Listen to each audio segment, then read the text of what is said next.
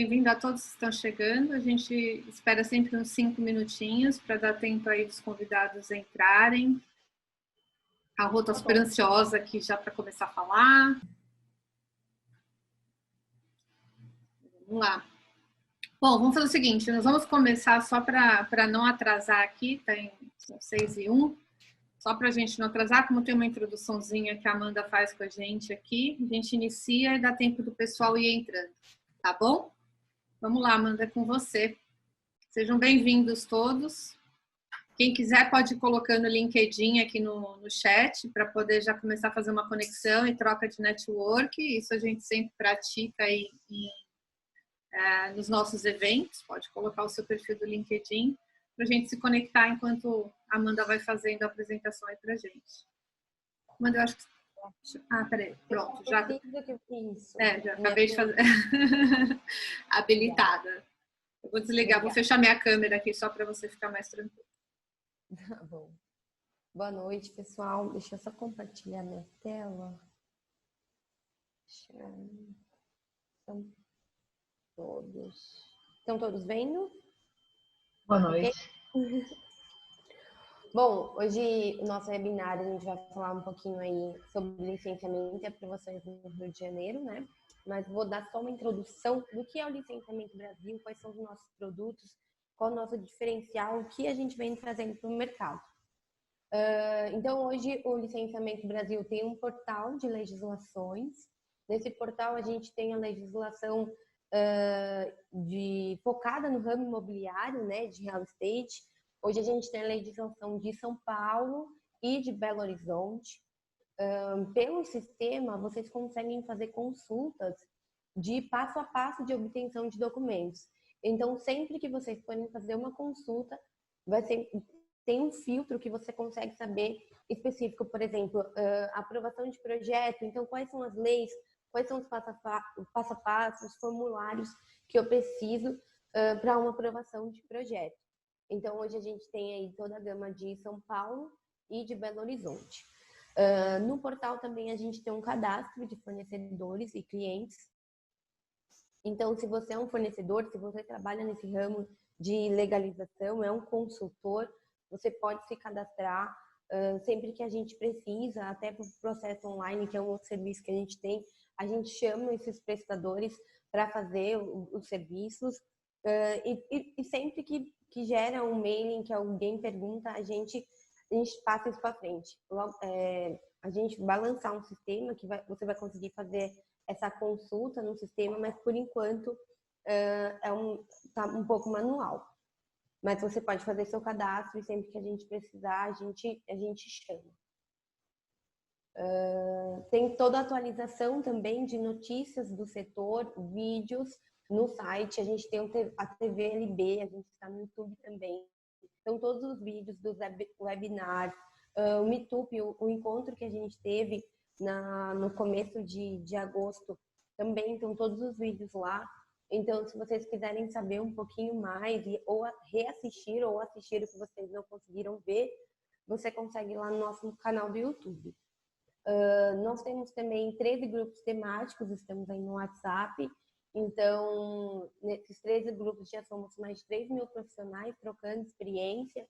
Então, a gente tem grupos de acessibilidade, focado em acessibilidade, vigilância sanitária, licenciamento ambiental, aprovações. Enfim, a gente tem vários grupos de discussões. Então, se você quer saber mais, trocar experiência, é muito legal, é muito prazeroso. Os grupos se movimentam bastante, é muita informação. O Licenciamento Brasil vem hoje com 2 produtos. A gente tem um app zoneamento. Hoje, somente tem as informações de cadastro do município de São Paulo. Então, com o app, você consegue fazer o check-in no imóvel onde você está. E você tem todas as informações de cadastro, zoneamento, parâmetros urbanísticos, se a atividade é permitida ou não naquele local, tá? E temos também o processo online, como eu falei. O processo online é uma ferramenta de protocolo de processos. Você faz a contratação totalmente online, você faz a contratação, recebe um checklist de documentação que é necessária para aquele processo. Você faz o upload de documentos todo pelo sistema, via sistema.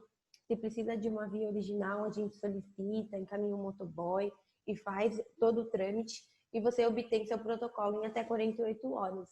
Então, é um sistema muito rápido e fácil de você utilizar. Então, você precisa de um protocolo de licença, regularização, enfim, na Bahia, em Salvador, por exemplo. Então, você entra lá no sistema e faz a contratação por lá. A gente disponibiliza o checklist e faz o protocolo do processo, tá? Bom, agora ficamos com a Shirley, vamos fazer um pouquinho de network, se conhecer. Tá? Tô entrando aqui. Voltei. Vamos lá. Bom, pessoal, a gente sempre promove nesses encontros, a gente procura criar uma simulação de network que seria como se fosse num evento. Para isso, a gente usa uma própria ferramenta do Zoom, que ele agrupa as pessoas em grupos menores, tá? Então, o Zoom, ele sorteia sozinho os grupos, então eu vou dividir aqui hoje, agora nós estamos com 25 pessoas, acho que dá para a gente dividir em 5 grupos, e a ideia é justamente que a gente possa conectar e se apresentar para as pessoas, né? Nesses encontros a gente pode conhecer pessoas que trabalham na mesma área, muitas vezes um possível cliente, e, enfim, é um networking como se fosse num evento. Então, eu vou convidar vocês, eu vou gerar aqui os grupos. Então, como funciona para quem nunca participou? Vai aparecer um convitinho para vocês na tela, vocês têm que aceitar. Aí vocês vão cair dentro de uma sala com mais 4 pessoas, 3 ou 4 pessoas. Dentro dessa sala, vocês se apresentam tal, e em 5 minutos o sistema volta sozinho para essa sala principal, tá bom? Então, assim, não se preocupem, quem não quiser falar, não precisa necessariamente abrir a câmera, pode só abrir o áudio para se apresentar, né? Às vezes a gente chega no final do dia, as pessoas estão em casa mais à vontade. E quem não quiser falar também, não tem problema, não precisa aceitar, é mais para a gente aproveitar esse momento. A gente tem feito em outros eventos e tem tido um resultado bem bacana, tá bom? Bom, deixa eu ir lá, dividir os grupos.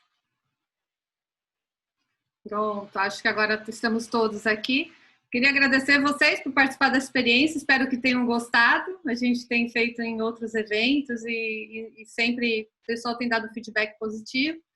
Se não gostaram, também coloquem no chat para a gente ficar sabendo. E se gostaram, pode contar para a gente também no chat que vocês gostaram da experiência do network. A ideia é a gente se conectar com pessoas. Nesse mundo a gente precisa de relacionamento para tudo, né? Então, esse é um dos propósitos aí do nosso grupo do Licenciamento Brasil, tá, gente? Amanda, volto para você aí para apresentar a nossa palestrante de hoje, querida Roberta Mendes. Está contigo. Vou compartilhar aqui de novo. Agora.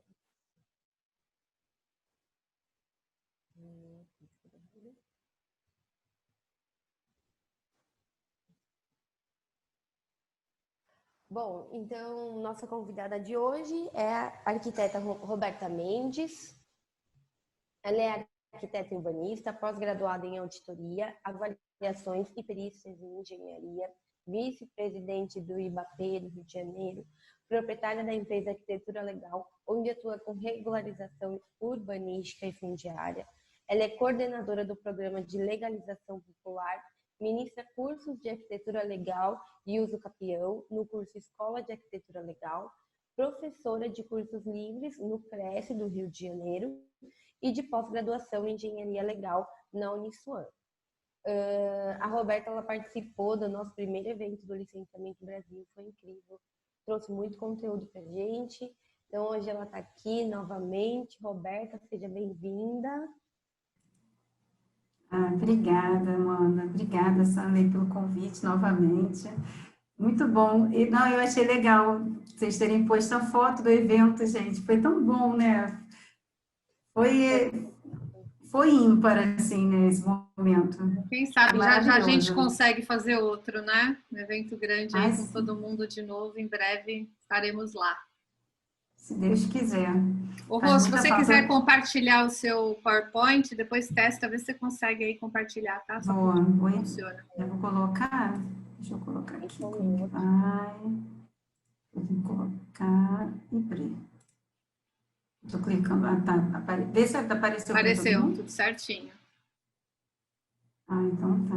Eu até aproveitei a mesma capa que eu tinha usado da outra vez. Aí eu fiz alguns ajustes, né? Eu fiz uma atualização do que a gente conversou, né?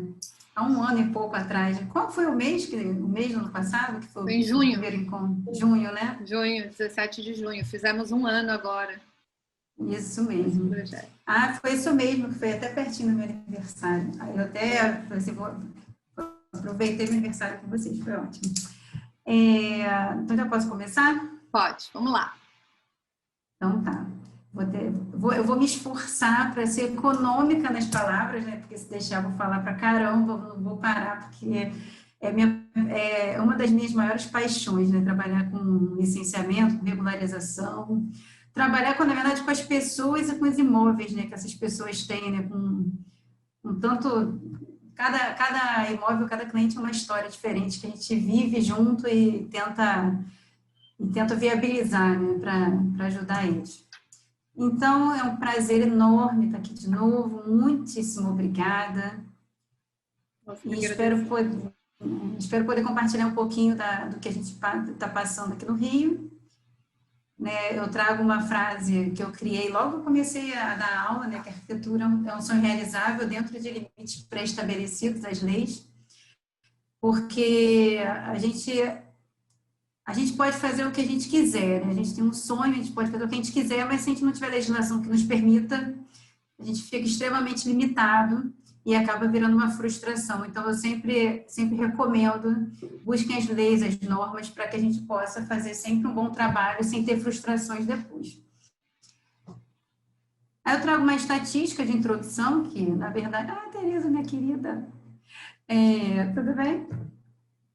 Eu trago uma estatística, né, que o Cal fez uma pesquisa, né, pelo Datafolha em 2015, falando que 85% dos brasileiros não utilizam os serviços técnicos de arquitetos e engenheiros nas suas obras, gerando um grande resultado aí de obras irregulares. E eu até digo que, olhando em volta, a gente pode até encontrar muito mais do que 85%. Mas é mais para provar, mais para mostrar, na verdade, né, que quem trabalha com licenciamento, quem trabalha com legalização, tem um campo de trabalho imenso, super vasto, porque o que a gente mais tem é imóvel para licenciar e para legalizar e para adequar as normas, para que a gente possa melhorar a estatística do nosso trabalho técnico. A gente tem uma função.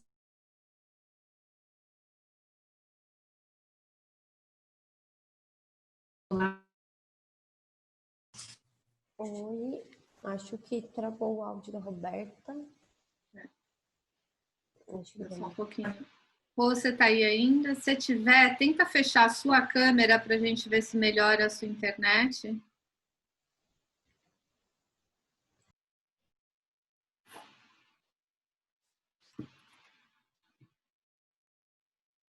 Vamos ver se volta aqui, porque ela ainda não caiu.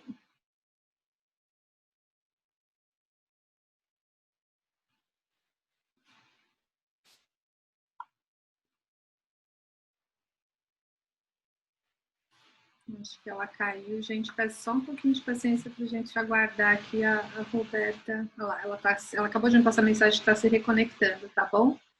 Só mais um minutinho, por favor.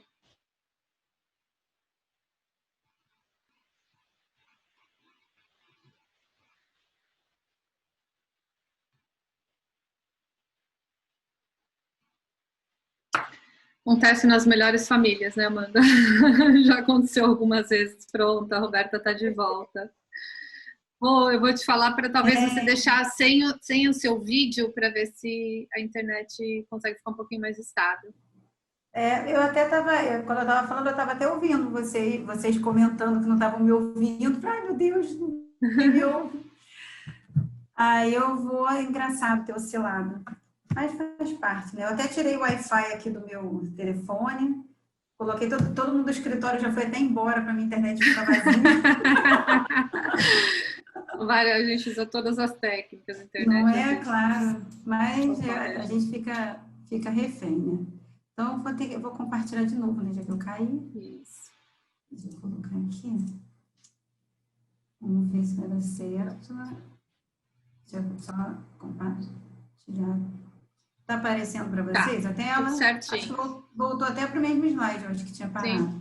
Uhum. Né? Sim. Tá, então eu vou tirar a câmera para poder falar um pouquinho. Tá, então vou voltar. Então, voltando, né, eu não sei aonde congelou, mas que, falando dos imóveis irregulares, que a gente tem uma grande função social, né, perante o nosso Brasil, principalmente, porque se a gente tem uma estatística tão grande de irregularidade, a gente tem um mercado de trabalho muito grande e a gente pode melhorar a vida da maioria dos brasileiros quando a gente passa a atuar com regularização, com licenciamento. A gente tem uma estatística que a área imobiliária tem aí em torno de 70% do PIB mundial. Então, a gente tem uma área a gente tem um trabalho muito amplo, né, muito vasto, que a gente pode atuar e trazer realmente muita qualidade de vida para as pessoas. Eu trouxe agora, né, um panorama do Rio de Janeiro, recebi essa foto de um cliente, achei bárbara. Vou falar um pouquinho do panorama, né, legislativo, né, como a gente funciona. Espero que vocês não fiquem assim tão espantados. Mas assim que, talvez para quem tem alguma dificuldade de regularizar no Rio, eu acredito que a maioria das pessoas tem, que de fato não é simples, mas a gente tenta enxugar aqui um pouco o que a gente tem de legislação vigente. Né? O nosso plano diretor, né, do município é a Lei Complementar 111, de 2011. O plano diretor, né, tem validade de 10 anos, né, todo município acima de 20 mil habitantes precisa de um plano diretor, e o nosso já está ano que vem já vence. Né? E o nosso plano diretor, ele subdividiu, né, o município em 4 regiões, através de 5 áreas de planejamento. E essas 4, né, zonas, macrozonas, né, de ocupação, cada uma tem um potencial exclusivo, né? A gente fala, aqui para ficar mais fácil de vocês enxergarem, vou falar uma de cada vez. Né? Aqui é controlada, onde a gente tem principalmente zona sul e centro do Rio, que aí o adensamento ele é mais limitado por conta da gente já não ter mais praticamente nenhum terreno para se construir, já são bairros antigos, consolidados, e que a gente tem mais em adequação de uso, né, do que construção propriamente dita.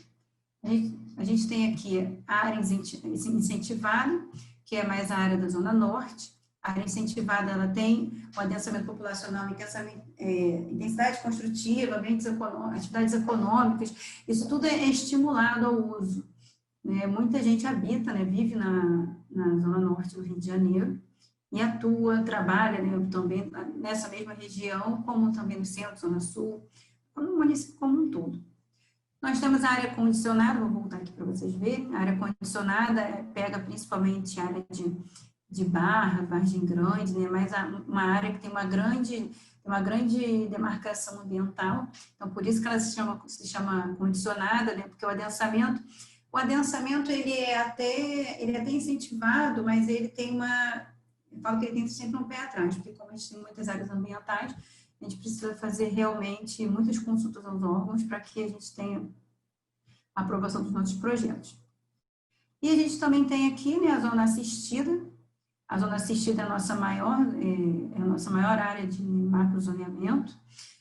E essa área ela tem um super potencial construtivo e ela vem acompanhada de investimentos públicos, pelo menos é a proposta, né, do plano diretor. É a região onde a gente tem a maioria dos empreendimentos do Minha Casa Minha Vida, né, que agora vai se tornar Casa Verde e Amarela, e a gente encontra mais nessa região. E aí eu trouxe, né, o nosso plano diretor, 2011, vem sendo ano que vem, E aí eu pus esses X em vermelho para mostrar para vocês um pouquinho do porquê que a gente usa o plano diretor, usa e não usa o plano diretor ao mesmo tempo, né? Porque dentro do plano diretor, o plano diretor norteia, desenha a administração, né, da cidade, e dentro tem os instrumentos urbanísticos, os instrumentos da política urbana. E esses instrumentos, no nosso plano diretor, o único que a gente tem vigente é o Código de Obras, que é a Lei Complementar 198 de 2019, né, de 14 de janeiro de 2019. E os outros instrumentos urbanísticos, a gente não pode consultar, né, o nosso plano diretor. A gente teve projetos de leis que foram para a Câmara, voltaram e paralisaram, até porque agora a gente no final do nosso plano, como a gente agora vai ter um plano novo, provavelmente vão investir nesses instrumentos a partir da próxima, do próximo plano. E aí a gente tem os outros, eu vou mostrar para vocês como que a gente busca, né, onde que a gente encontra essas informações de uma forma bem geral, né? Então aqui quem é? Que é nosso Código de Obras, né, que a gente chama de COES, que é o Código de Obras e Edificações Simplificado, que é a Lei Complementar 198, e ele vem com um resumo, né, de simplificação. O antigo Código de Obras, na verdade, era o Regulamento de Construções e Edificações, do nosso RCE, não era Código de Obras, a gente tinha 572 artigos, e ele foi reduzido para 41. Foram revogadas 33 normas, e para que isso acontecesse, né, esse plano foi escrito num período muito curto, foi escrito num período de praticamente um ano, foi até um período muito conturbado, eu participei de vários seminários, de várias apresentações, levava sempre as minhas questões, principalmente das que a gente atua diretamente, né, para que a gente eu falo que a participação popular é muito importante, né, nas revisões das normas, das leis, a gente tem que estar lá falando muito do que a gente vê de verdade, porque na maioria das vezes quem escreve não vive o dia a dia, né, do dia a dia das pessoas que precisam desses instrumentos. Então, a gente tem que estar lá para ser a voz deles, né, para poder representar um pouco da realidade da implantação das edificações.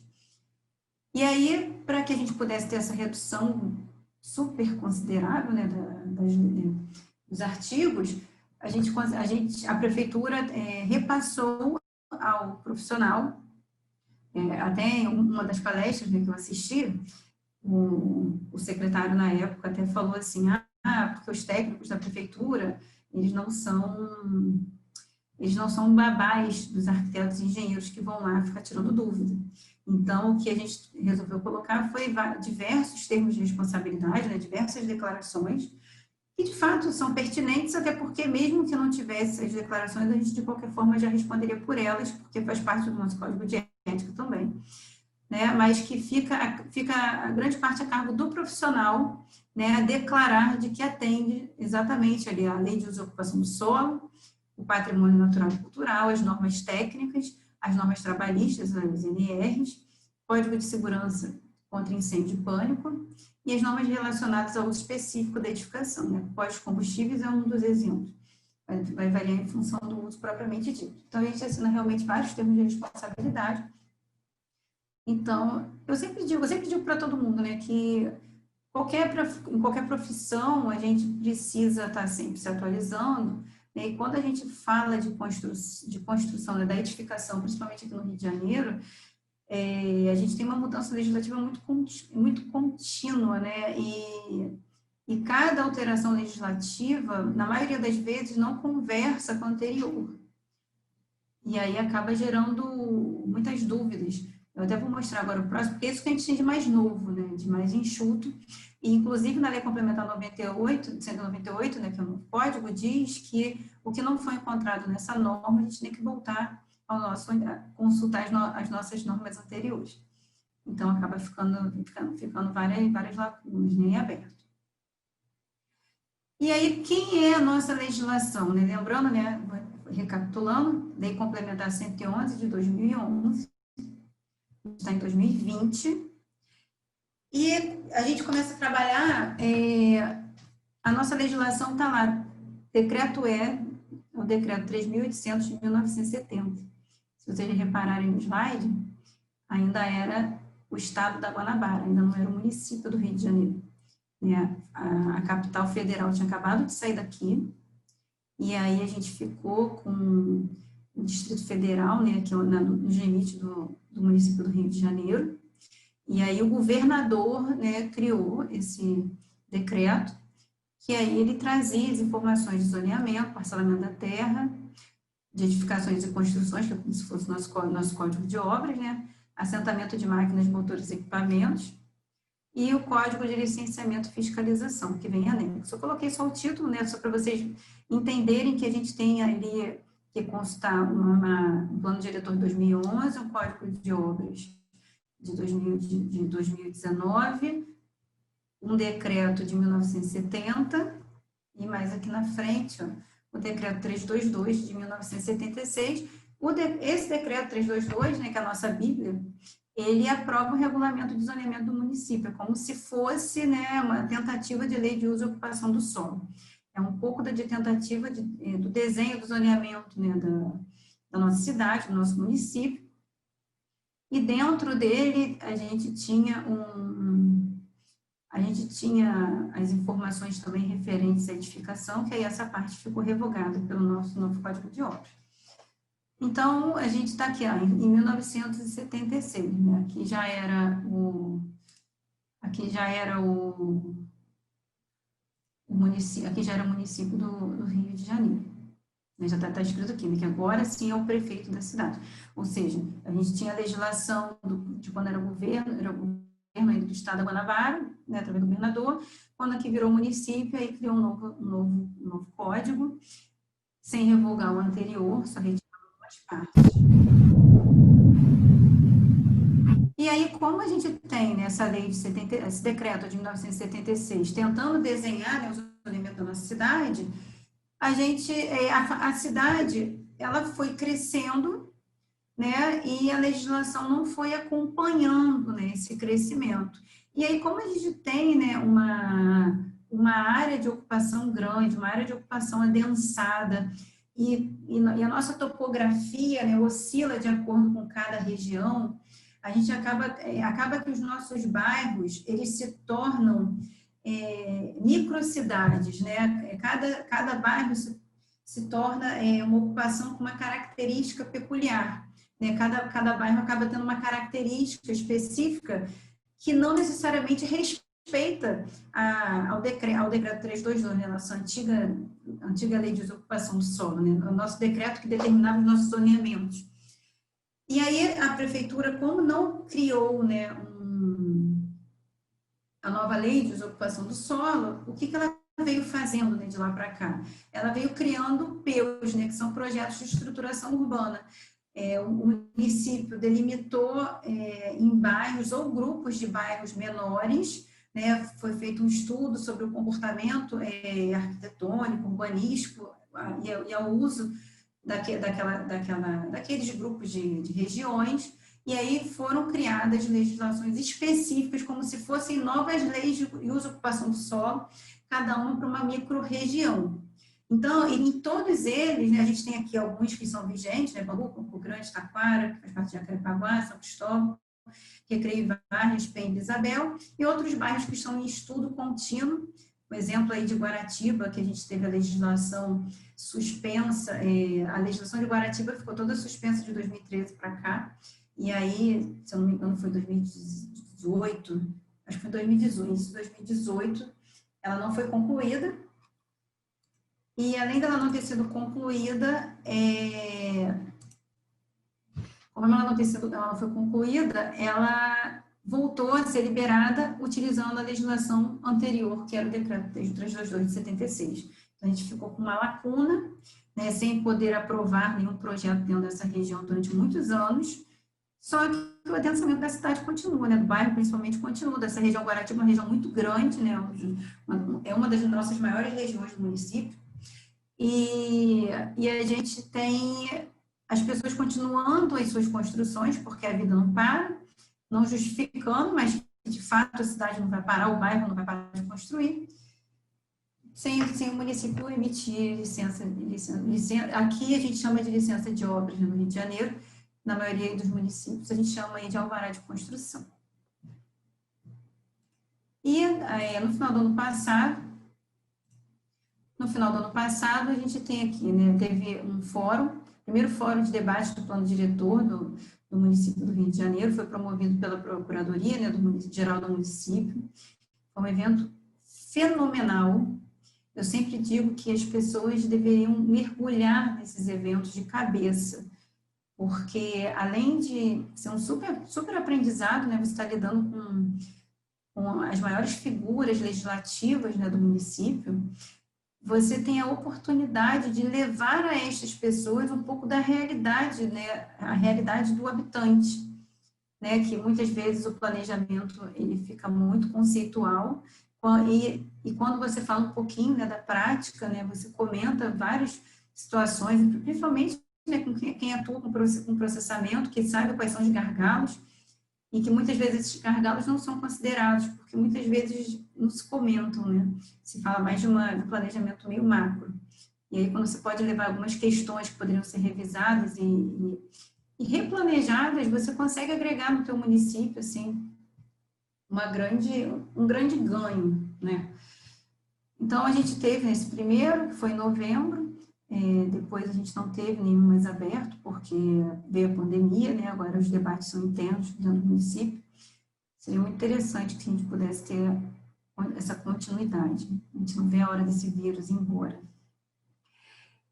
E aí eu vou começar a falar um pouquinho, né? Eu fiz um fluxograma bem encurtado, né? Das fases da regularização de uma construção, que a maioria de vocês que trabalha, né, com licenciamento já deve conhecer, licenciamento ou já a regularização da construção feita. Né, a gente sempre passa, né, pela primeira fase. Eu fiz o fluxograma da minha própria atuação de trabalho aqui na empresa. Então, a gente passa pela primeira fase, que é a análise de documentos, porque não adianta a gente verificar as questões urbanísticas e edilícias, né, a uso e ocupação do solo, o que é permitido ou não construir, se aquele imóvel não tem a documentação básica exigida pelo município. Então, a gente precisa primeiro verificar a legalidade daquele documento, a gente precisa verificar a matrícula do registro de imóveis, precisa verificar quem é o proprietário, a gente precisa verificar a cadeia dominial, a gente precisa verificar as medidas, né, desse terreno, dessa edificação que já consta verbada. E, em paralelo, ao mesmo tempo, a gente precisa também verificar o imposto, né, o IPTU, né, verificar também se todas aquelas informações estão coerentes, se aquele imóvel não possui dívida com o município, porque se tiver dívida com o município, o licenciamento não vai ser concluído, ele vai ser analisado, ele vai parar. Então, é uma oportunidade, né, que você tem de direcionar o teu cliente, de que ele precisa organizar a documentação desse imóvel primeiro, para depois seguir com a necessidade que ele vai te apresentar.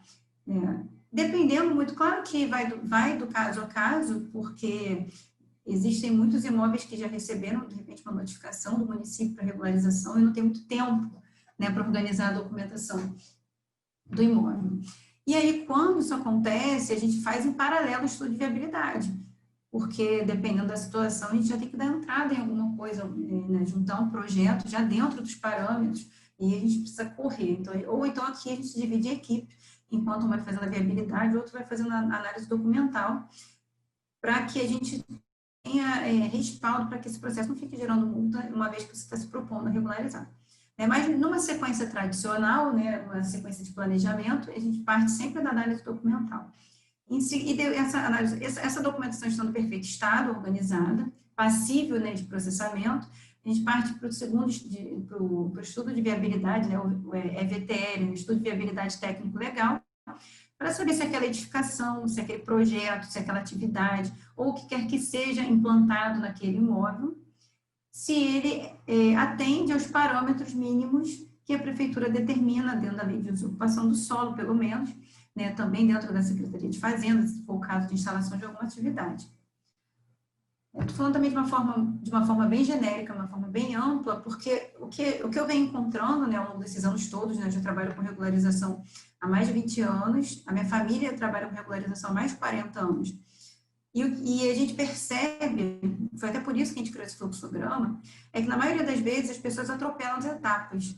E uma vez atropeladas as etapas, muitas vezes a gente perde aí anos de trabalho, porque o processo não consegue avançar por conta de um problema documental que estaria lá na primeira fase. E nesse meio tempo, a gente pode ter mudança de legislação, acaba sendo um prejuízo, né, muito severo, né, muito severo para aquele processo, para aquela atividade, para aquela construção. Então, a gente tem que ter esse cuidado, né, de uma análise bem aprofundada no início.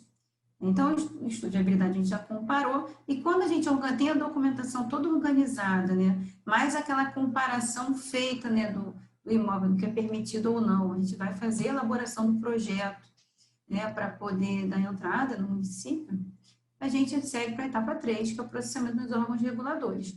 Tá de uma forma também muito genérica, né, o prazo é variável, porque a gente lida com vários tipos de edificações e de atividades a todo tempo, né? Então, a gente não pode colocar ali somente uma lista, né, vai passar por esse ou aquele órgão. Né? Daqui a pouco, nos outros slides, eu vou falar da sequência tradicional, mas que dentro de cada uma a gente tem as suas particularidades. Então, a gente passa pelos órgãos reguladores, ou seja, a gente dá entrada no município, dependendo da situação, a gente vai dar entrada no corpo de bombeiros, a gente vai dar entrada aqui no Rio, né, na Sete Rio, para ver impacto viário, pode dar entrada nos órgãos ambientais, pode dar entrada no patrimônio, órgãos de tutela, GeoRio, quando a gente tem obras de encosta, contenção, alguma declividade acentuada. Aí, vai variar muito em função do tipo de edificação. Mas o importante é que depois que todo esse processamento for feito, né, a gente, lá no início da análise, verificou a matrícula do imóvel, para poder identificar o quanto aquele imóvel estava regular antes de você pedir o processamento. E aí, em seguida, quando a gente conclui esse processamento, a gente precisa atualizar aquela matrícula do registro de imóveis e inserir aquela informação nova que você processou. Por isso que é a última etapa, né, registro do imóvel.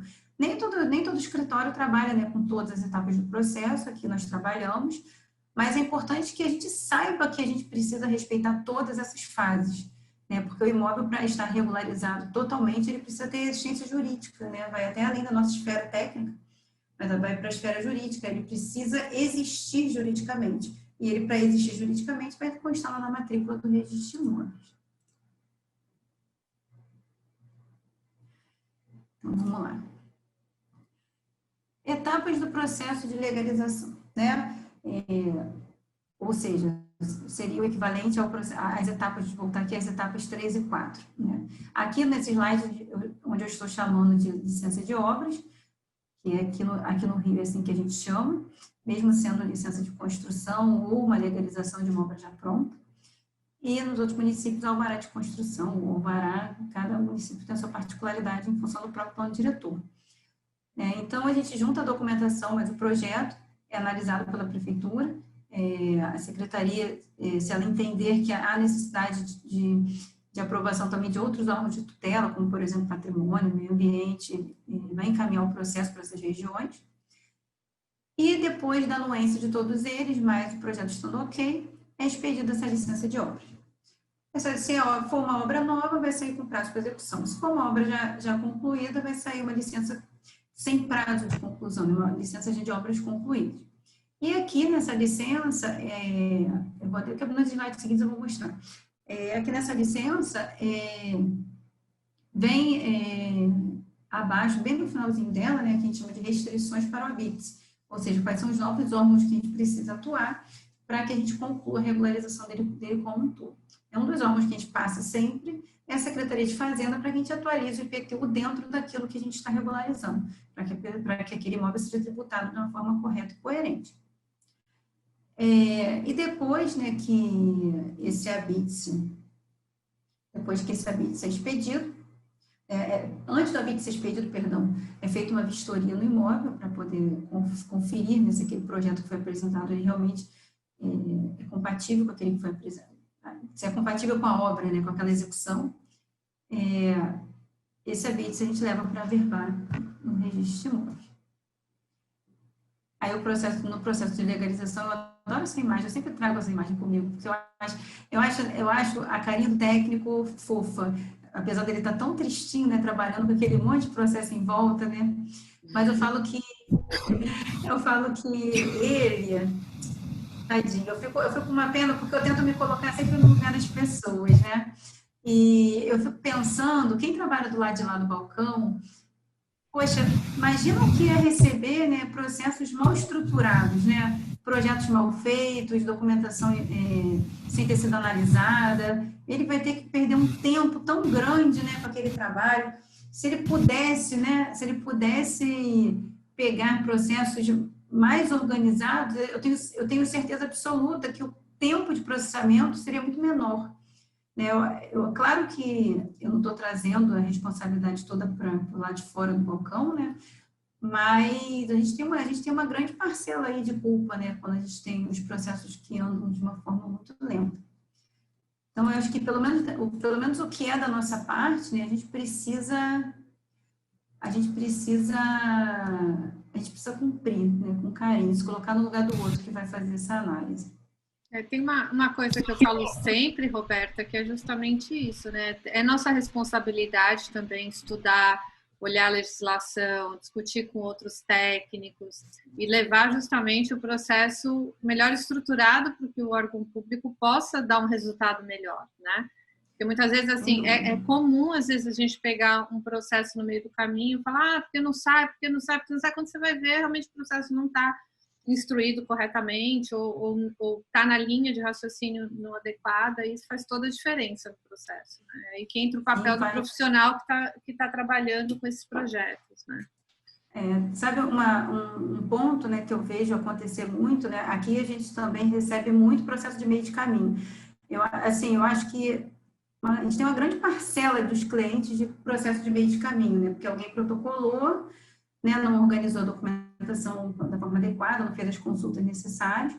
E o que eu sempre falo nas minhas aulas, quando eu falo quais são os tipos de licenças, né, os tipos de aprovações aqui, é quando a gente tem processos de transformação de uso, né? Porque a pessoa precisa do alvará, né, para funcionar. E aí, normalmente, aqui funciona muito desse jeito, né? As pessoas pegam o carnê do IPTU, me apresentam e falam assim, eu preciso trocar aqui de residencial para não residencial. E aí, acha que é um simples pedido na Secretaria de Fazenda para que você troque, né? Coloque um não na frente do residencial, né? Quando, na verdade, não é assim. A gente precisa fazer toda uma análise, quando a gente vai fazer... Por isso que a gente tem que seguir uma sequência. Porque lá, quando a gente busca a documentação e vai verificar lá no início, muitas vezes a matrícula daquele imóvel era só de um terreno. Aquela construção nem existe. Então, quando a construção não existe, eu não tenho que transformar. Por isso que eu bato muito na tecla da existência jurídica do imóvel.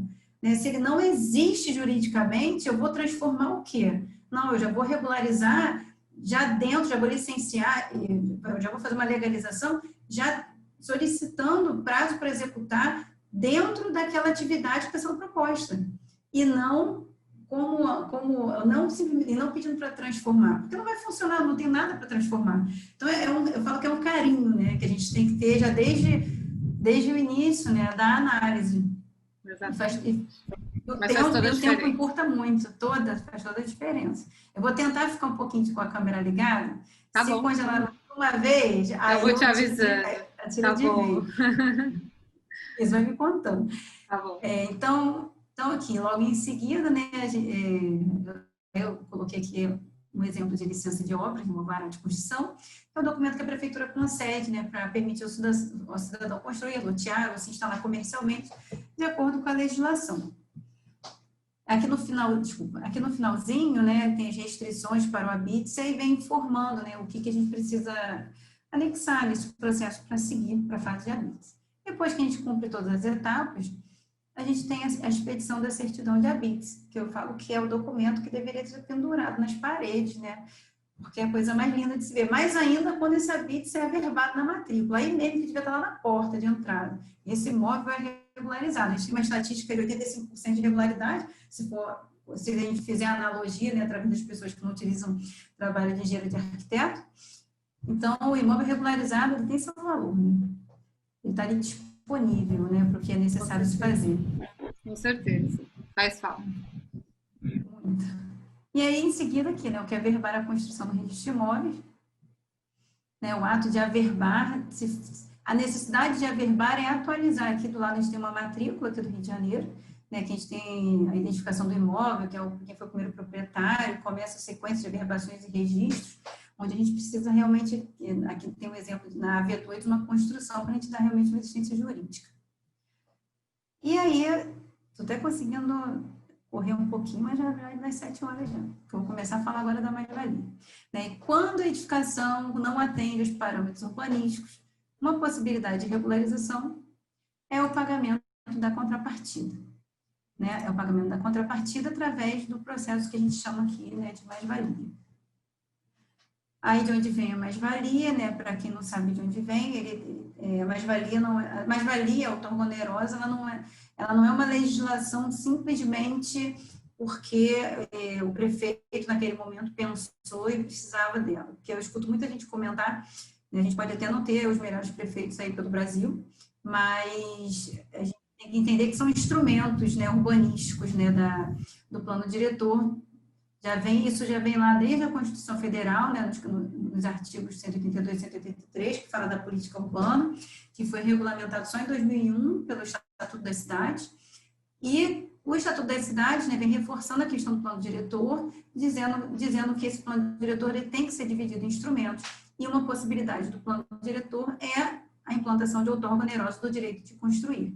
E aí, cada município vai legislar de acordo com o seu uso específico, com as suas características, mas sempre lembrando, né, que a conceituação da outorga onerosa, o que é, para quem não sabe o que é outorga onerosa ou mais-valia, na verdade, eu sempre falo que a lei de uso e ocupação do solo é como se fosse uma forma.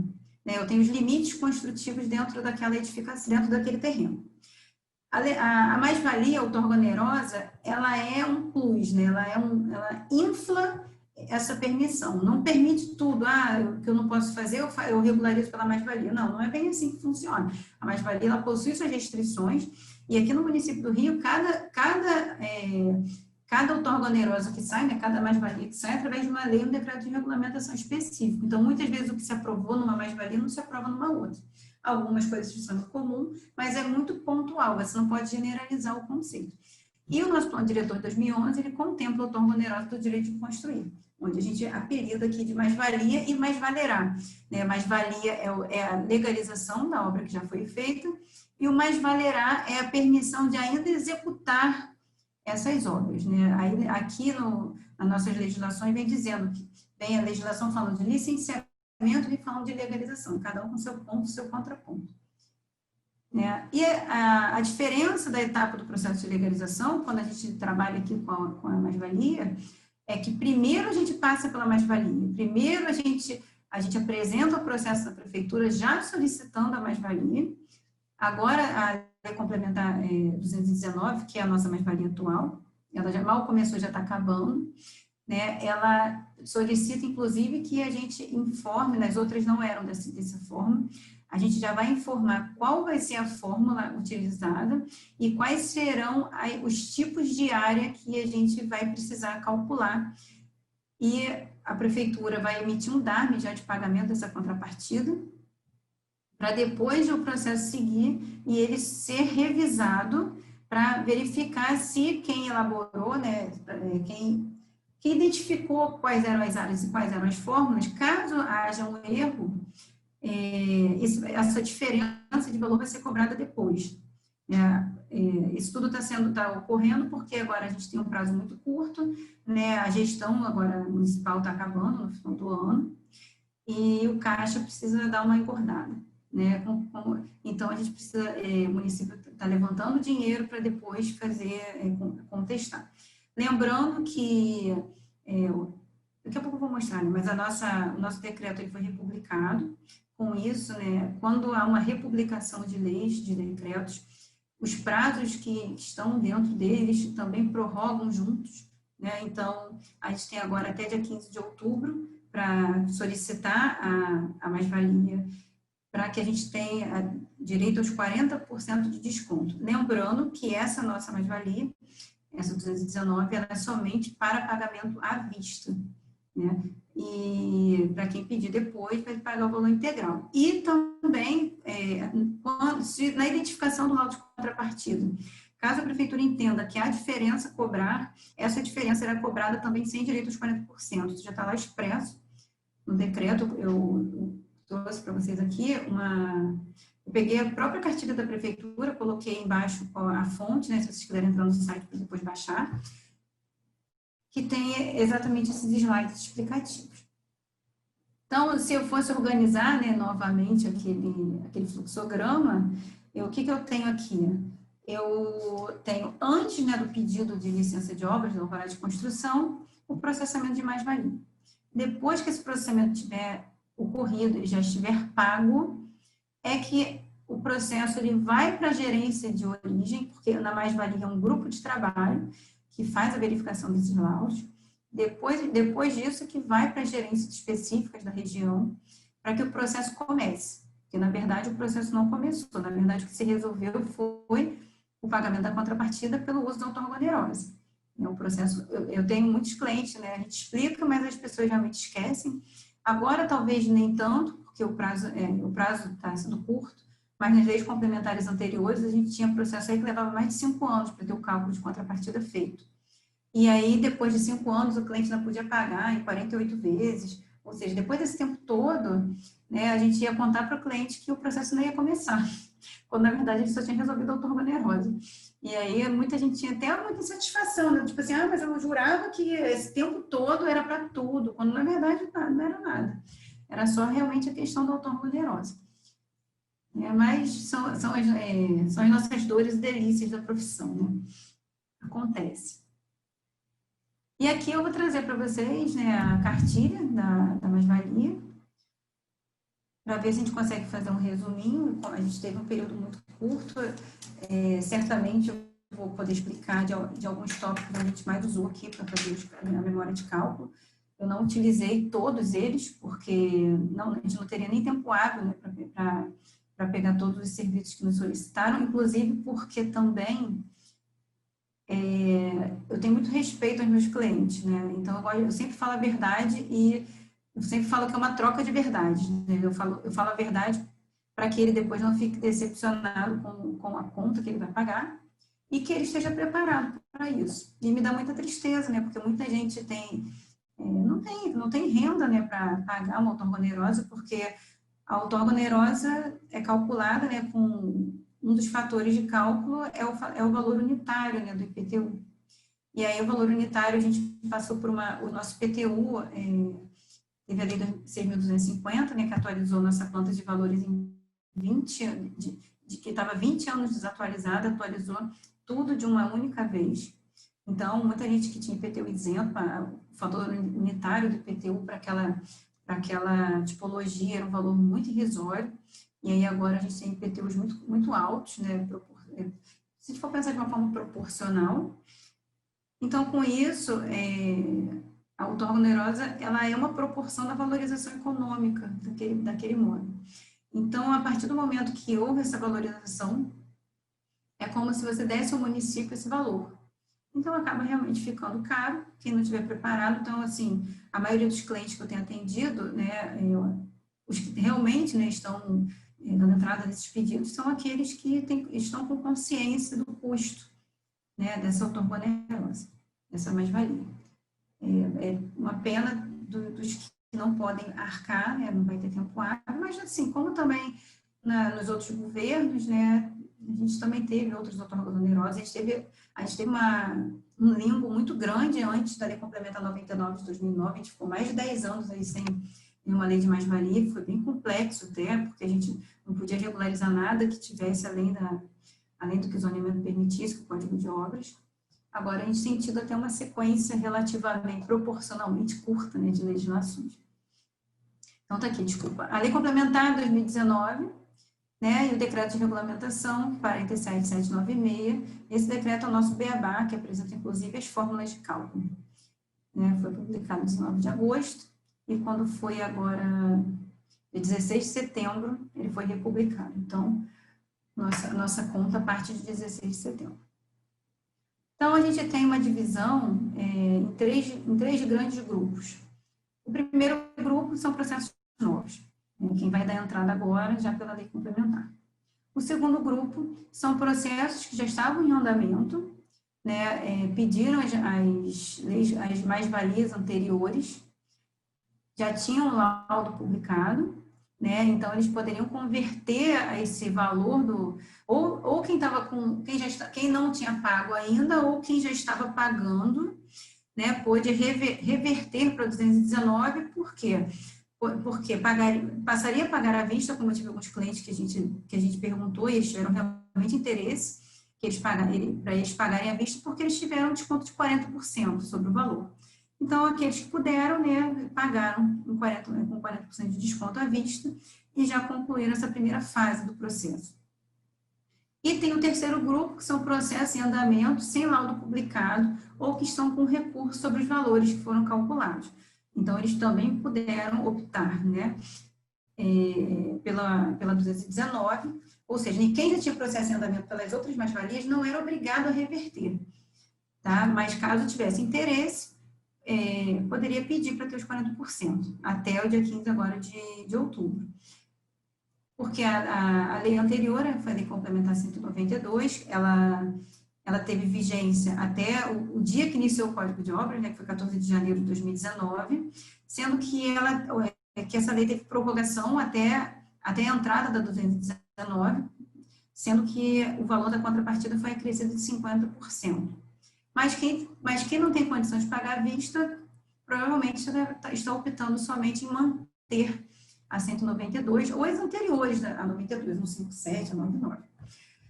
Então, processo em andamento sem laudo publicado. Muitas pessoas que têm processo em andamento sem laudo publicado, eu estou falando isso, isso poderia ser até aqui, não sei se alguém já me mandou esse tipo de pergunta, que eu não estou daqui, eu vejo que tem umas perguntas ali piscando, mas eu não estou abrindo, senão não vou terminar a apresentação. Muita gente está com processo sem laudo publicado, ficou inseguro de não conseguir os favores dessa nova lei. Eu mesma reverti, né, alguns processos, né, por essa lei, que ainda não tinham laudo publicado, e a orientação que a gente recebeu da própria secretaria era que a gente formasse processos novos, e que esse processo seria apenas o processo que a gente estaria lá correndo. Seria um risco a menos, né, de não conseguir a contrapartida. Apesar do sistema dizer que acatou, mas como a movimentação não mudou, né, da carga do processo, a gente optou e foi realmente essa orientação que a gente já teve. Para quem formou o processo novo, foi cobrado, né, um DARM de R$500 para ser descontado depois no final da contrapartida. A lei não vale para construções clandestinas, terrenos irregulares, né, terrenos que não têm matrícula ou transcrição, não façam parte de projeto aprovado de loteamento. O declarante é responsável por todas as informações prestadas, tem o anexo 4, se não me engano, que eu estou fazendo, mas o decreto está aqui comigo, até porque ele é muito novo, muita coisa consulta toda hora. Anexo 4 são declarações de responsabilidade do proprietário, do procurador, do responsável pela obra e do responsável pelo autor do projeto. Todo mundo é responsável. Se você não fizer a sua parte, perderá os direitos, é óbvio, né? Pode ocorrer demolição e tal. E as regras, a gente também tem que respeitar as regras de patrimônio, natural, cultural, rios. Se o imóvel estiver dentro de uma faixa não edificante, a gente não consegue regularizar nem contrapartida, porque não faz sentido. Realmente precisa demolir, tem que respeitar o corpo de bombeiros, e, enfim, outras legislações específicas para o local. Aí eu trouxe aqui para ilustrar, esqueci até de falar no início, se alguém quiser receber, né, essa apresentação, eu já deixei disponibilizado com a Sandra, ela pode mandar para vocês, para quem pedir. Mas também tem as cartilhas, o próprio site da prefeitura também tem. Então, tem as fórmulas, muito importante, muita gente não tinha se atentado para isso. Quando o decreto foi publicado pela primeira vez, as fórmulas não eram essas. As fórmulas eram outras e tinham, inclusive, um 0,6 no final, ou seja, estava considerando já na fórmula 40% de desconto. Então, o que, assim, nos deixou assim, um pouco sem chão, né, perante o nosso cliente, é que, como a gente mostra para o cliente quanto que ele vai pagar, a gente teve que dizer para ele que aquele valor que a gente tinha dado estava 40% menor. Então, foi feito o recálculo. Muita gente se viu numa sinuca, porque já tinha dado entrada no pedido, e aí tem que contar para o cliente que ele só estava sendo considerado 60% do valor. Realmente foi bem complicado, a gente não sabe como se vai lidar no futuro. Eu não tive essa situação, graças a Deus, eu tive um processo que foi pedido antes, mas que esse cliente topou, né? Ele topou pagar o valor, porque realmente ele precisa regularizar, todo mundo precisa, né? Mas ele realmente, também não tinha nem outra opção se não quisesse, né? O processo já estava formado, a gente não pode desistir. Então, é importante, né, que você identifique qual é a fórmula que você está utilizando, quais são os tipos de área. Você tem que estar com o IPTU em mãos para que você possa verificar a questão de posição, tipologia, valor unitário. E tem que pegar a lei e realmente ler artigo por artigo, porque cada artigo vai dizer sobre um tipo de edificação específico. Né? A gente tem, por exemplo, aí os hotéis, até no início, quando o projeto de lei complementar, para mim, um ponto muito forte foram os hotéis que foram construídos ou não conseguiram concluir suas obras para as Olimpíadas, e aí havia uma promessa do município que iria reverter o uso daqueles hotéis, quando, na verdade, depois ficou um limbo também legislativo, e vários hotéis aí em grande vacância, ou fechados, ou falidos, ou obras paralisadas aqui na cidade. E aí essa lei trouxe, né, através dessa outorga onerosa, a possibilidade de continuidade dessa obra, finalização ou de conversão. Né? Então, tá aí as fórmulas, ninguém precisa decorar, até porque aqui é uma palestra, a gente fala de uma forma bem rápida, bem resumida, porque cada caso que eu tive que protocolar, eu realmente tive que estudar, inclusive para saber se não se adequava em mais de um artigo, para que a gente pudesse escolher qual era a melhor fórmula para ser aplicada. Então, assim, um resumo, não é de transformação de uso, quando tem um ponto importante, que aí vira um geral para muitos artigos, são as edificações que fazem parte do condomínio edilício. Ou seja, o que é o condomínio edilício? Quando eu tenho mais de uma unidade dentro de um mesmo terreno, né, quando eu tenho frações ideais, aí cada unidade, cada imóvel vai ter uma matrícula individualizada. Isso falando em prédios residenciais, multifamiliares, em prédios comerciais ou prédios mistos, né, quando a gente tem os dois tipos de uso na mesma edificação. E aí a gente tem, né, o artigo 6 da lei fala, né, que a gente pode converter apartamento, área não utilizada que estiver no térreo, pode virar uma loja ou uma sala, desde que a rua permita aquele uso. E o que a gente tem em unanimidade em todos os artigos que falem de condomínio é que você precisa de anuência dos condôminos, tá? Você precisa de anuência de todos os condôminos. Então, eu vou transformar o uso, vou dar entrada correndo porque o prazo está curto. Eu acho que mais difícil não é a lei, mais difícil é a anuência. Né? Então, alterou o condomínio edilício, alterou a estrutura daquele condomínio, tem que ter anuência dos condôminos. Então, a gente tem condomínios pequenos, tem condomínios que são gigantescos, né? Cada um tem que avaliar conforme seu critério, isso tem que ser planejado. A gente não tem muito tempo para planejamento, mas é o que está aí.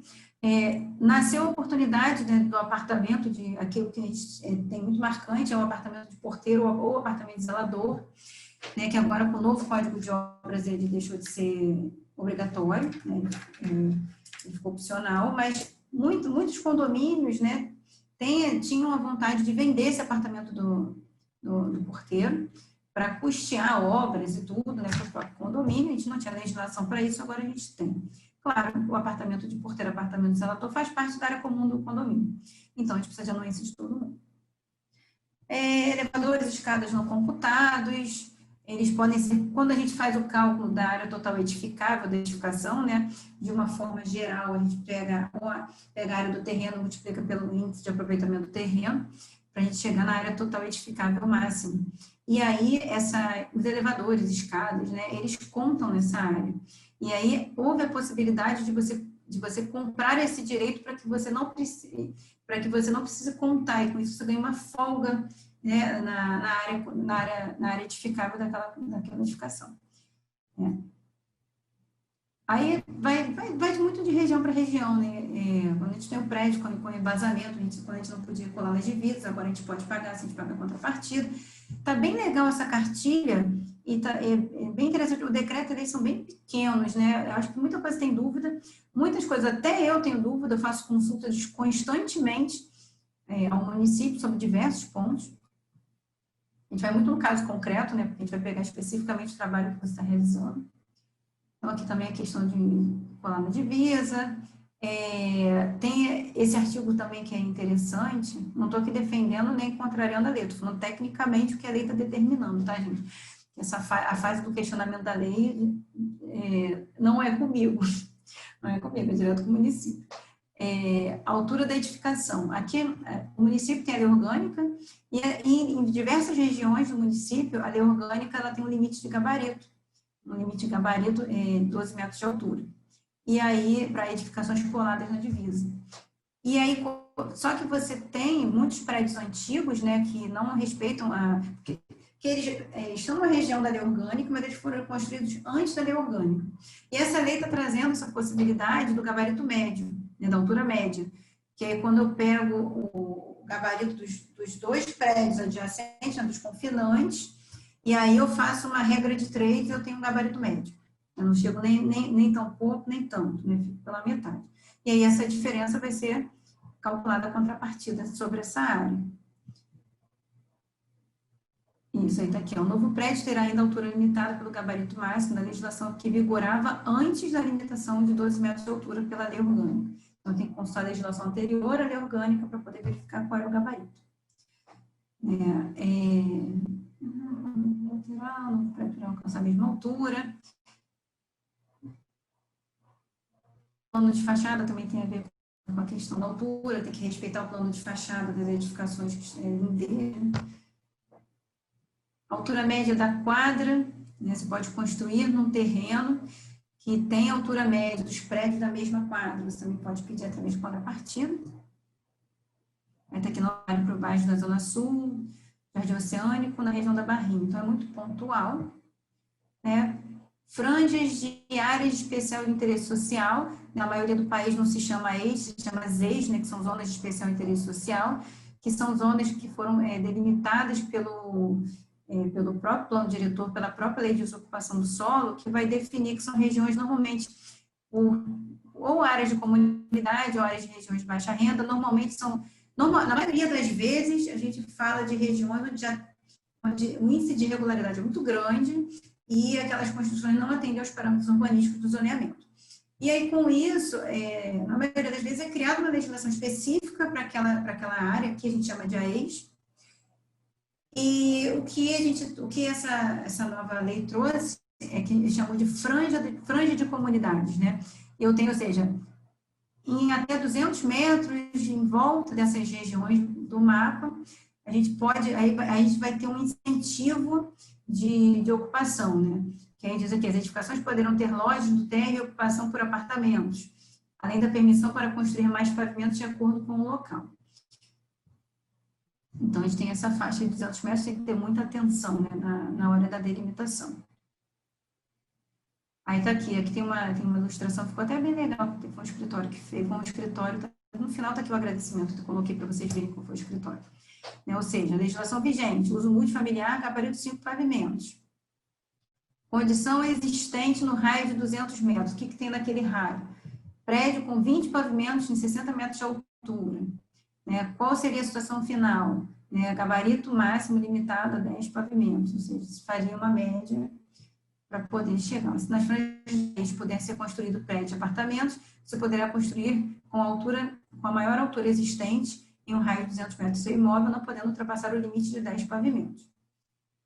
Aí tem aqui uma especificidade para a Barra de Jacarepaguá. Afastamento, por exemplo, se você estiver ultrapassando os afastamentos, você também paga, né, a contrapartida sobre essa diferença dos afastamentos. Então, por exemplo, aqui nesse caso está mostrando afastamento, não é afastamento frontal obrigatório, aqui está como afastamento ou de fundos, ou, nesse caso está frontal, porque tem rua para os dois lados.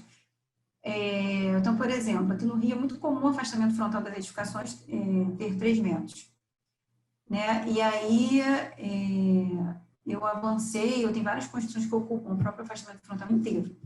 E aí eu pago a contrapartida para aquela utilização. Então, também tem aqui uma especificidade. Se você tem um imóvel com frente para mais de uma rua, onde a legislação exige que se afaste mais de 5 metros, aí também é um ponto específico, em todas as testadas, você terá que afastar o que for exigido apenas em uma das ruas. Nas demais, você só precisará afastar 5 metros. Isso aqui é um caso específico, mas você também pode ocupar o afastamento frontal em outras regiões, pagando a contrapartida. Lojas no subsolo também, podemos ter lojas no subsolo, novos usos para edificações unifamiliares, grandes casas que têm manutenção cara, porque as de segurança não são mais utilizadas para residência, podem ter atividades para boa convivência, normalmente sede de empresa, consulado, hospedagem, residência temporária, casa de repouso. Em muitas edificações já se transforma o uso para escola, para creche, já era permitido.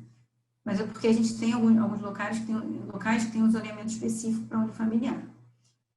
Comércio, serviço nas vias do BRT, né? E aí tem aqui Região de Barra, Jacarepaguá, Santa Cruz, Campo Grande, tem o BRT, são permitidas atividades de comércio para poder atender nessas faixas, né, onde passam os ônibus, esse grande fluxo de ônibus. Nos clubes, clubes são edificações de atividade de uso exclusivo, nas áreas de planejamento área 5, fica autorizada de até 10% dessa área, permitida outras atividades, ou seja, você vai poder ter mais de um uso dentro daquele prédio que aqui seria antes de um uso exclusivo. A gente vai aqui também coberturas, os prédios que tenham mais de 3 pavimentos poderão criar um pavimento de cobertura, respeitando a metade do andar. Área de projeção máxima, na verdade, é o que é da ocupação, né? Libera a projeção horizontal máxima dos prédios, maior liberdade arquitetônica, permitindo que surjam projetos diferenciados.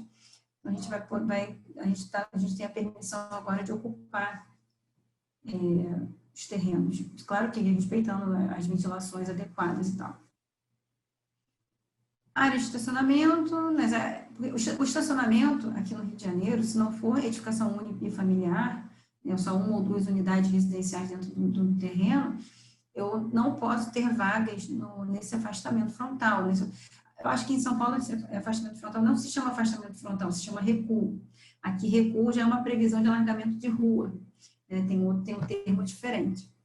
E aí o afastamento frontal é a linha de divisa, né, entre atestado do terreno, onde tem um alinhamento já definido da rua, e a primeira face externa da edificação. Isso é afastamento frontal.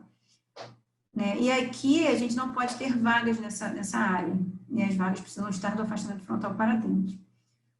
Então, se a gente tiver aqui afastamento frontal com 5 metros ou mais, você pode usar como estacionamento desde que seja descoberto. Então, aqui são vários pontos, é uma cartilha bem resumida, eu sempre recomendo a leitura sem fim da lei. Eu já li e já reli essa lei, esse decreto, não sei quantas vezes, né? A cada hora a gente pode ter uma dúvida diferente, a gente tira dúvida com os técnicos, a gente tira dúvida também com outros colegas que também estão atuando, que já tiveram processos já encaminhados e tal. Muita coisa tem diferença de ponto de vista, né? Cada um tem uma interpretação, foi uma lei caso muito curto, né, acabando com as nossas madrugadas. Então, aqui, essa cartilha foi elaborada pela Secretaria Municipal de Urbanismo, né, o escritório que montou, né, as imagens foi o escritório DC Arquitetura, e foi feito um agradecimento aqui. Se alguém quiser baixar, lá no primeiro slide, na capa, eu coloquei embaixo a fonte, né, o link. E aí, muito obrigada mais uma vez, como sempre. Então, meus contatos estão aí, se alguém precisar de alguma coisa. Espero ter ajudado um pouco. Eu sei que pode até ser que as pessoas tenham até algumas dúvidas, que eu até não saiba responder totalmente, porque muita coisa é discutível, né? Mas a gente pode, se eu tiver aqui, eu posso buscar informação e a gente vai completando aí o bate-papo, a gente vai trocando essas figurinhas. Com certeza, Roberta, super, super obrigada. Que teve até uma pessoa que colocou aqui no chat sobre a sua experiência ímpar, né? Realmente você contribui com a gente sempre somando muito, tá? Então, assim, é lógico que a gente sempre deixa claro que essas apresentações de livre espontânea vontade dos profissionais especialistas, né? E que a gente não tem resposta para tudo, né? Quem dera a gente tivesse resposta para tudo, né, Roberto? Quem dera. Seria maravilhoso. De preferência aquela resposta que todo mundo aceitasse, todos os técnicos tivessem o mesmo entendimento, né? Nem então, fala. Deixa eu te falar, a gente tem algumas perguntas aqui, eu vou tentar. Deixa eu ver quanto tempo a gente tem aqui, a gente já está com 1h30 de evento, eu vou tentar mais uns 15 minutos aqui, só para você saber, eu compartilhei com o pessoal aqui a cartilha, tá no chat, compartilhei também a sua apresentação, então para quem clicou na apresentação, vocês vão colocar o e-mail de vocês, eu vou receber um e-mail autorizando e na sequência eu autorizo, vocês recebem um e-mail já tendo acesso à cartilha, tá bom? Se alguém tiver dificuldade, depois pode procurar a gente por contato@licenciamentobrasil.com.br, a gente tira qualquer dúvida, ou quem estiver nos grupos lá do Licenciamento Brasil, também pode me chamar por lá e a gente passa de novo a apresentação. É que a apresentação ficou muito pesada, eu não estou conseguindo passar arquivo, por isso que eu passei por link, tá bom? Vamos lá, vamos às perguntas aqui. Deixa eu pegar as primeiras aqui, tem bastante pergunta. Claudionor aqui dando os parabéns, falando que você é um excelente profissional com conhecimento elevado na área. Nós todos concordamos, Claudionor. É suspeito, ele é um grande amigo, meu aluno, é suspeito, né, para falar. Eu vou aproveitar aqui o comentário da Gisele e já deixar, de repente, o convite para você, Roberta, fazer com a gente um Fale com Licenciamento Brasil, que é, na verdade, um evento que você participou de alguns, né, Rô? Que é um evento um pouquinho menor, que a gente chama aí até 30 profissionais, e aí o profissional fica à disposição para tirar dúvidas. Na verdade, o Fale com Licenciamento Brasil é para ser uma coisa mais interativa, onde os profissionais também participam, tá? Quem estiver assistindo também pode dar sua opinião, pode questionar, e a gente consegue fazer uma troca mais bacana. Então, já fica o convite para você, Rô, de repente a gente fazer um Fale com Licenciamento Brasil com você, só de Rio de Janeiro, que com certeza assim, tem muita particularidade, e principalmente para os consultores que trabalham o Brasil inteiro, a gente está sempre aprendendo. Acho que o Rio de Janeiro é uma das cidades mais diferentes que tem em questão de legislação em relação a São Paulo, ou em nomenclatura, em sobreposição de leis, isso é sempre muito agregador. Né? Já deixo o convitinho aí para você fazer com a gente um Fale com Licenciamento Brasil. Aí a gente vai comunicando aí nos grupos. Deixa eu ver aqui, a Isabela pedindo apresentação, excelente palestra. A Eliane Pedrosa está perguntando sobre as coberturas, artigo 18. Pode-se construir o terraço, por exemplo? Eu acho que olha aqui a cola está aqui na minha mão. Eu não desgrudo da lei do decreto. Isso é super legal falar, viu, Rô? Porque às vezes, para quem não lida com isso todo dia, as pessoas acham que a gente lê uma vez e já sabe tudo, né? E toda vez que tem uma lei nova, a gente lê, relê, interpreta, pede para um colega ler também para ver se teve a mesma interpretação, pergunta para os técnicos da prefeitura para ver se eles entendem da mesma forma, né? Isso Sem dúvida. É uma consulta constante. O tempo todo. Né? É o tempo todo. Eu carrego comigo na bolsa, carrego no celular, onde eu paro, eu leio mais um pouco, e aí, dependendo do caso concreto, você vai tentar fazer uma analogia para saber se você consegue linkar, né? Principalmente para as edificações já feitas. Cadê?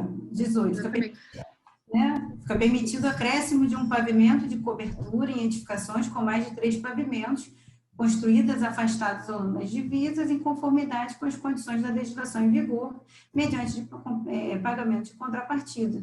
A dúvida era o que? Se podia construir... Você pode construir o terraço, por exemplo.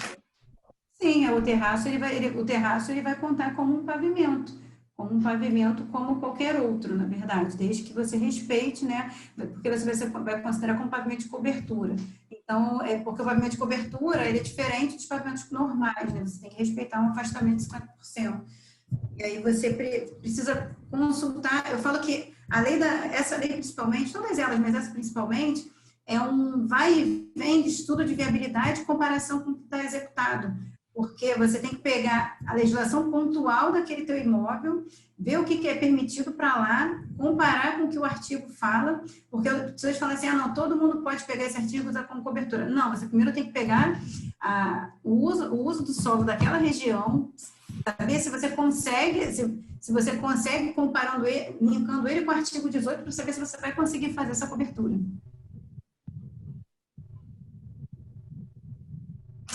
Certinho, Rô. Espera só um pouquinho aqui. Agora deixa eu ver a próxima pergunta. Artigo 18. Eliane, depois coloca no chat pra gente se respondeu a sua pergunta, ou se quiser abrir sua câmera, seu áudio, fica à vontade, tá? Para falar se atendeu aí o que você precisava. Deixa eu ver aqui. Apresentação. Peraí, tinha um monte de pergunta aqui em cima. O Reginaldo está perguntando se no Rio de Janeiro existe direito de início de obra, como a gente tem aqui em São Paulo, né? Que depois de 30 dias de protocolo, 90 dias do alvará de execução, se pode iniciar a obra, se existe isso no Rio. Não, o projeto precisa ser aprovado. Isso é um ponto até que a gente questionou muito até nos seminários do novo plano diretor e do nosso código de obras, dos códigos de licenciamento, mas aqui não pode. Porque a gente tem a necessidade, na verdade, de aprovar projeto, a aprovação de projeto ser desvinculada à autorização do início da obra. Mas aqui não é assim ainda. Aqui você precisa passar por todas as fases, aprovar o projeto para poder ter a expedição da licença de obras para poder começar. Perfeito. A Isabel Alves está perguntando se a LC 219 de 2020, ela tem um prazo para acabar. Tem, olha só. Tem um prazo, sim, 60 dias da data da publicação. Então, ela vai acabar. Como ela foi republicada, esse prazo vai estender da mesma forma que o prazo para o primeiro período com desconto foi prorrogado, o prazo dela também foi prorrogado, todo o teor da lei foi prorrogado. Então, a gente vai ter aí mais um mês, praticamente, né? Falta um pouquinho mais. E é uma correria, chega nos últimos dias, todo mundo quer. Nossa, todo mundo quer e dessa vez a gente não pode só protocolar, a gente precisa fazer o cálculo, né, da contrapartida, tem que fazer o levantamento, tem que medir, tem que calcular, ou seja, quem deixar para a última hora dessa vez vai ser bem difícil atender. Estão perguntando, a Marina Espina perguntou se o pagamento da contrapartida se pode ser parcelado. Dessa vez, não.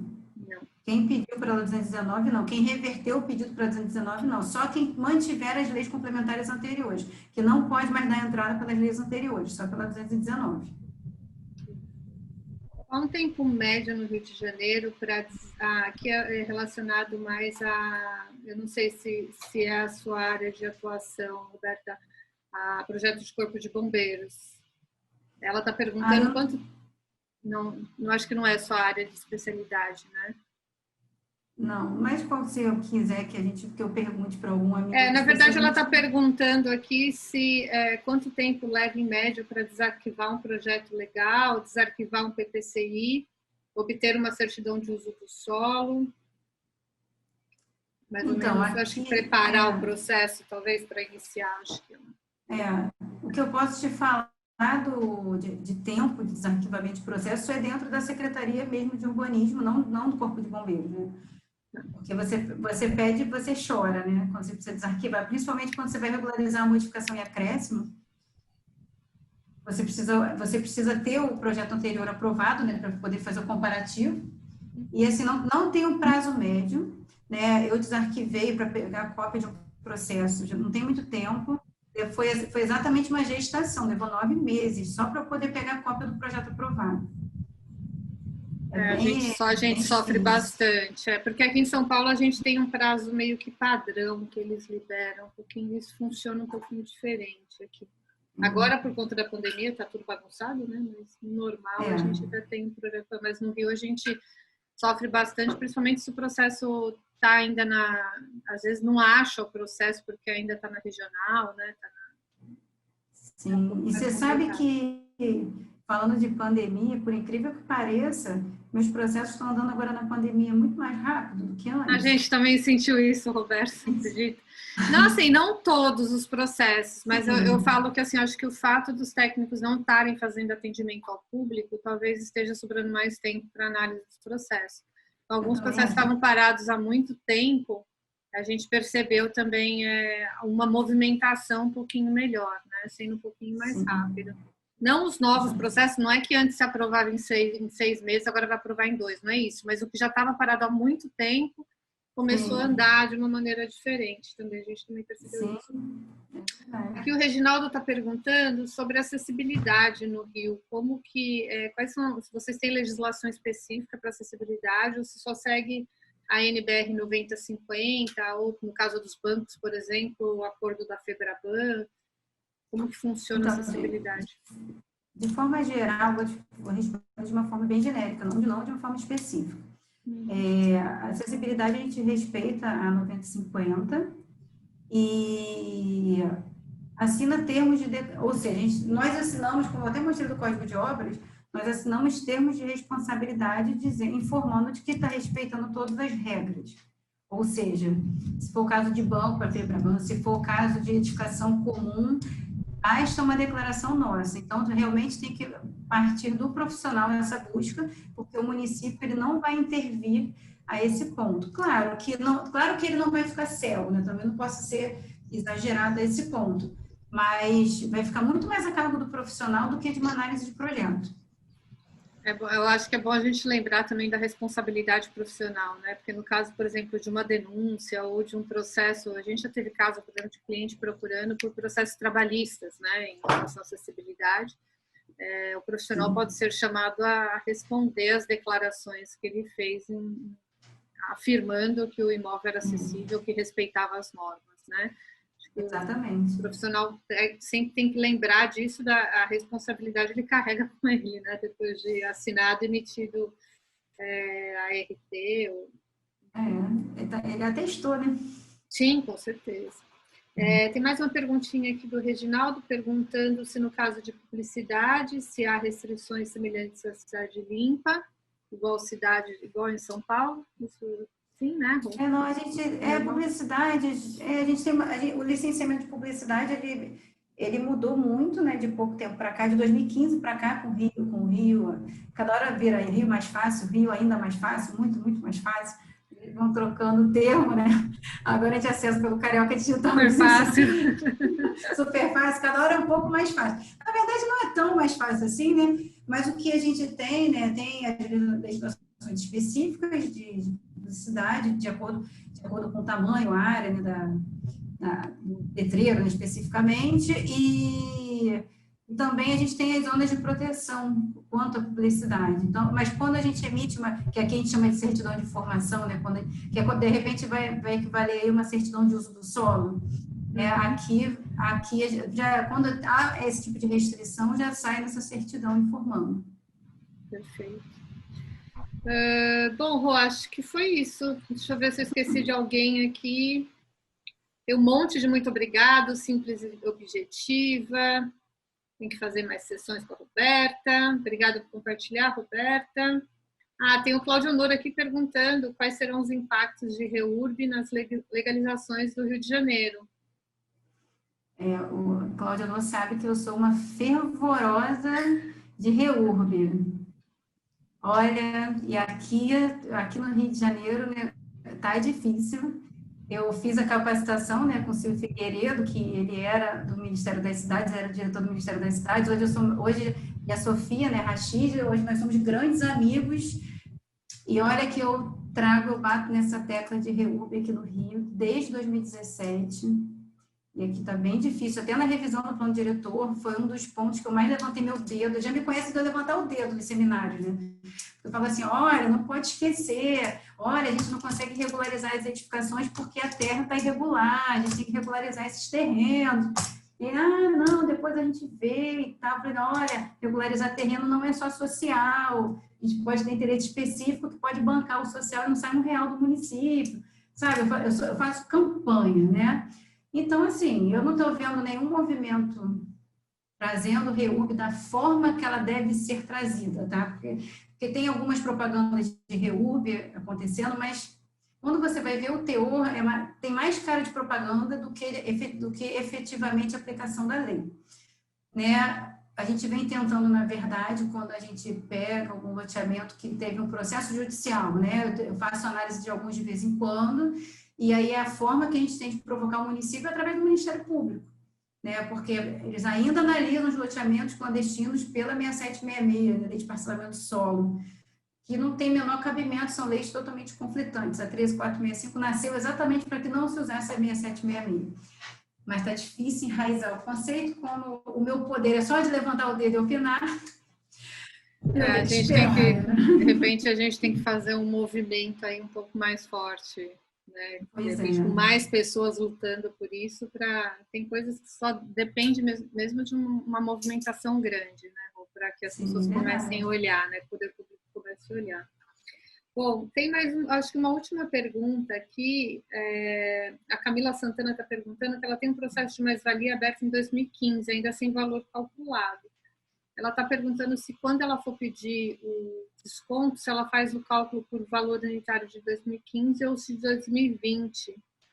2020. Camila, 2020. Inclusive, quando você pede a reversão de um processo em andamento, como eu também pedi de outros casos meus, a primeira coisa que aparece na tela é um termo de ciência de que você está revertendo toda aquela análise para a Lei 219. Então, o fator unitário vai ser o de 2020. Perfeito. E a Tereza está perguntando se tem alguma novidade para os PEUs de Vargas. Vamos chorar junto, Tereza? Vamos, Roberta! Estou precisando! Vamos dar um beijinho! Olha só, depois da inconstitucionalidade daquelas LCs que não iam passar, estava na cara desde o início, né? Tereza, só com REURB, meu amor. Só com REURB. Sem REURB, a gente não tem o que fazer. Eu estava falando com a Estela. A Estela estava com o processo em andamento de uma mudança de lei, mas eu acho que atropelaram e fizeram essa lei da puxadinha aí, que foi dramática, mas tudo bem, né? Pois é. E passou assim na frente de tudo, e essas leis que estavam em estudo aí do PEU, né? Ela ficou, por enquanto, parada, só depois das eleições, eu acho que realmente que eles vão olhar. Não faz, olha só, particularmente, eu acho até que nem faz sentido ter andamento dos PEUs agora com um plano diretor novo batendo na porta. Na minha opinião, a gente tinha que ter uma nova lei de uso e ocupação do solo, uma só geral para o município, bem setorizada, com os elementos bem setorizados e melhor escrita, dentro da realidade que a gente tem hoje. Mas aí a gente precisa, acho que precisa de mais 2 gestões, né, para poder conseguir... Não, com certeza. Agora você falou da Lei 13.465, é de que ano? 2017. 2017. Porque ela veio dar aquela... que eles não gostam muito dessa lei, né? Mas ela ajuda nessa regularização. Porque, por exemplo, eu tenho condomínios clandestinos, que não são clandestinos, porque se eles têm a propriedade, eles não são clandestinos, concorda? Eles não são legalizáveis, vamos dizer assim, pela lei atual, mas eles têm a propriedade. Os que não têm propriedade podem ser ditos clandestinos. Mas eu acho que os condomínios que têm a propriedade, eles estão fora do código, valeria uma mais-valia para condomínios, vamos dizer assim. Não, então, a REURB de interesse específico contempla uma contrapartida. Isso, mas eles não querem. Mas não vai, né, Roberto? Ó, eu sou sua parceira, se precisar de força aí para dizer REURB, eu estarei lá, porque... Eu até na época eu tinha falado, se eles tivessem, vamos dizer, eles fizeram aquelas fotos, né, do Rio de Janeiro. A partir daquela data, o que está para trás, que eles permitiram que fossem construídos, eles têm que ter uma solução. Como é que vai ser feito isso? As pessoas estão apavoradas, elas ficam preocupadas. E tem que haver uma solução para isso, né? Eu sei que você não tem nada a ver com isso, né? Só uma conversa aqui entre nós, profissionais, para tentar ver onde a gente pode se ajudar, né? É um desabafo, né, Tereza? É um desabafo, é um desabafo. O importante na nossa área é não desistir nunca, né? Continuar lutando aí por coisas melhores. Eu consegui tirar, então eu vou dar uma notícia aqui para vocês. Eu consegui tirar a Via 5 do Plano Lúcio Costa de lugar. Eu transferi ela da onde ela estava passando, em cima dos condomínios, principalmente do que eu estou legalizando, e foi para o lado do canal do Portela, gente. Isso foi uma vitória, levou 6 anos. Não saiu. É isso aí. Foram 6 anos. Não, até a coordenadora lá falou, Tereza, você já entendeu que você mudou o plano Lúcio Costa? Eu falei, não tinha pensado nisso, que interessante. É porque é muito grande, né? Que vai da Bem-vindo até a Ayrton Senna. E o traçado dele, aqui, vamos dizer, hoje não está construído, mas o traçado aprovado ia da Bem-vindo até a Ayrton Senna, passando por todos aqueles condomínios e por todas as comunidades. Por que não passar do lado do canal, que não iria trazer tantos transtornos para o município, né? Então, graças a Deus, esses condomínios... Vou te contratar, então, hein, Tereza? Ai, pelo amor de Deus! Foi uma luta, Roberta, uma luta grande. Tereza, a Isabel Alves aqui está dizendo que vota em você, Tereza. Acho que você tem que liderar. Vamos nos unir, todos vocês, Sandrine, Roberta, todos os participantes. A gente tem que fazer uma força-tarefa para a gente conseguir resolver. Ou foi o que você falou desde o início, né, Roberta? A gente tem que estar com empenho para as coisas importantes do município para que a gente tenha voz. E para a gente ter voz, não adianta a gente ser um. A gente tem que ser muitos, né? Eu acho que isso... Certo? Todo mundo arquiteto aqui, vamos votar? Calma. Agora vendeu outra coisa. Eu estou na chapa 3, tá? Falei. Rô, eu até queria fazer uma sugestão para você, que já faz tempo que a gente está pensando em propor isso, porque assim, os nossos grupos ainda do Licenciamento Brasil, como nasceu em São Paulo, até pela minha iniciativa aqui na região, os assuntos são muito voltados à legislação paulista e paulistana, enfim. Eu tinha pensado da gente criar um grupo de WhatsApp focado em assuntos do Rio de Janeiro, porque a gente vê que está aumentando o número de participantes, de profissionais que atuam no Rio, e aí para até ficar mais interessante, né? Porque às vezes você começa a ver assuntos só de São Paulo, para quem atua regionalmente, somente no Rio, às vezes fica um pouco maçante, né? Então eu tinha pensado em talvez criar um grupo só focado no Rio, para, de repente, quem atua nessa região poder estar um pouco com os temas... Eu ainda vou fazer um parênteses aqui, Sandra, porque, na verdade, eu sou do interior do Rio. Eu atuo aqui no interior mais do que no Rio. Não, eu falo Rio até estado, né? Não geral. Sinceramente, geral, porque os grupos do Licenciamento Brasil, tem grupos ali técnicos, acessibilidade, visa um pouquinho mais... eu estou em Rio das Ostras, na verdade. Tá, perfeito, bom saber, Tereza. Entra lá no Rio das Ostras, é interessante. Aqui tem acessibilidade, a lei contempla, tem a parte de bombeiro. Apesar de ser uma cidade pequena, elas estão tentando, um grupo de arquitetos da prefeitura, fazer um bom trabalho. É uma coisa que eu tenho que falar que é verdade. Pronto, deixa eu interromper mais não. Que tá lá, fez faculdade comigo também. Carolina é ótima, ela está fazendo um excelente trabalho. Carolina, ela que eu te falei, Roberta, mas só que veio a pandemia, que era para trazer a Roberta aqui para falar para a gente, né? Mas vamos lá. Desculpa aí, tanta interrupção. Obrigada, imagina, Tereza. Nós precisamos de profissionais como você também aqui com a gente, que traga esse conhecimento todo aí, ainda que seja mais a parte do interior, faz toda a diferença. Mas então, Rô, a gente vai conversando sobre a possibilidade da gente criar grupos, você vem fazer um Fale com Licenciamento Brasil para tirar dúvidas aí do Rio, da mais-valia, fica o convite. E, de novo, muito obrigada. Né? Obrigada por estar com a gente aí mais essa vez. Fico super feliz sempre com a sua audiência e o seu público cativo. E de ser tão... de ensinar de uma maneira didática e simples, né? De entender. Isso faz toda a diferença. Tá bom? Eu que agradeço. Agradeço muito, muito mesmo. Assim, é um imenso prazer poder falar do que a gente gosta, do que vira a nossa vida, né? Acho que acho que a cultura legal virou um dos meus filhos, né? Trato com o mesmo amor e carinho. Os filhos reclamam, viu? Os seus eu não sei se já reclamam, mas os meus reclamam até hoje. Já reclamo muito. Eu falei, ou conversa comigo sobre isso também, ou então vai ficar difícil. Exatamente. Então tá bom. Eu cresci assim, com a minha mãe assim. Eu também. A história é muito parecida. A minha também. Minha mãe também trabalha até hoje ainda com legalização. E a gente aprendi e cresci ouvindo, né? E se apaixonando. Pô, bom descanso aí. Brigadão, viu? A gente vai se falando. Para vocês também. Um beijo. Obrigada a todos aí que estiveram conosco. Tchau.